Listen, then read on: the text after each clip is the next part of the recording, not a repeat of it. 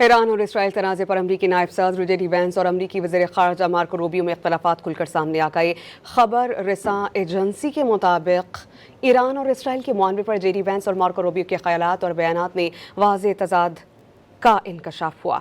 Report में कहा गया कि अमरीकी नायब सदर ने व्हाइट हाउस में बातचीत करते हुए इसराइल पर अमन की काविशों को सबोताश करने का इल्ज़ाम आयद किया और बैरूत पर इसराइल के हमले की मसम्मत की, जबकि मार्को रूबियो ने इसराइल की हिमायत में बयान दिया और कहा कि लेबनान में हिजबुल्लाह के खिलाफ कार्रवाइयां जायज़ हैं। रॉयटर्स के मुताबिक जेडी वैंस और मार्को रूबियो को मुस्तकबिल में सदारती उम्मीदवार के तौर पर देखा जा रहा है। ईरान और इसराइल तनाज़े पर अमरीकी नायब सदर जेडी वैंस और अमरीकी वज़ीर ख़ारजा मार्को रूबियो में इख्तलाफात खुलकर सामने आ गए। खबर रसां एजेंसी के मुताबिक ईरान और इसराइल के मुआनवे पर जेडी वैंस और मार्को रूबियो के ख़यालात और बयानात में वाज़ेह तज़ाद का इंकशाफ हुआ।